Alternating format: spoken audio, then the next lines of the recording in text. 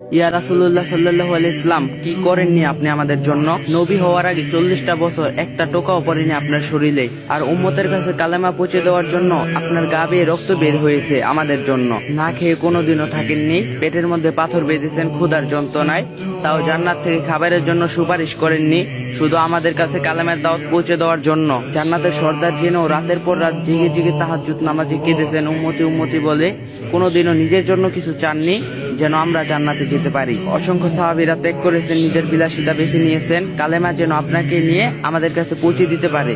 কালেমা। ইয়া রাসূলুল্লাহ সাল্লাল্লাহু আলাইহি ওয়াসাল্লাম, মেরাজের রাতে যখন জান্নাত দেখেছিলেন, চাইলে আপনি সে জান্নাতে থেকে যেতে পারতেন, কিন্তু আপনি উম্মতদের জন্য ফিরে এসেছেন। জাহান্নাম দেখার পর বারবার উম্মতদের কথা ভেবে চোখ দিয়ে পানি ফেলছিলেন। ইয়া রাসূল, যেদিন আজরাইল আলাইহিস সালাম এসেছিলেন জান কবজ করতে, আপনার কাছে অনুমতি চেয়েছিলেন, আপনি বলেছিলেন, ভাই আজরাইল, আমি চলে যাওয়ার পর আমার উম্মতদের কি হবে? ইয়া রাসূলুল্লাহ, সেদিন আপনি আপনার কথা ভাবেননি, শুধু ভেবেছিলেন উম্মতের কথা। মৃত্যুর যন্ত্রণায় বলেছিলেন, আজরাইল, আমার বুকের উপর কি কোনো পাহাড় রাখলা?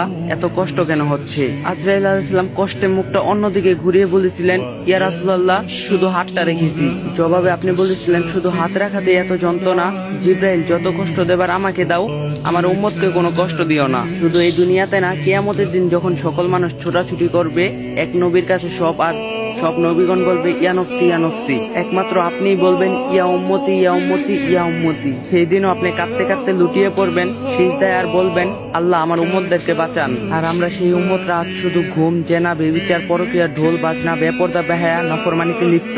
ইয়া রাসূলুল্লাহ, আজ আপনার জন্য না অমুসলিম মুশরিক কাফেরদের জন্য চোখ দিয়ে পানি ফেলি, আবার তাদের কালচারও অনেক অনুসরণ করি। ইয়া রাসূলুল্লাহ, শুক্রবার একটু সময় হয় আপনার জন্য দরুদ পড়ার। আজ এই উম্মত আপনার উম্মত হওয়ার যোগ্য হলো না। প্রিয় ভাই ও বোনেরা, নিজেকে কয়েকটি প্রশ্ন করুন, আমরা এমন একজন নবীর উম্মত হয়ে কি করতাছি? যে নবী মহান আল্লাহ তাআলার বন্ধু ছিলেন, সেই নবী মৃত্যুর সময় এতটা কষ্ট পেয়েছে, তাহলে আমাদের কি অবস্থা হবে? আমরা কি কিয়ামতের দিন নবীজি সাল্লাল্লাহু আলাইহি সাল্লামের সুপারিশ পাওয়ার যোগ্য হব?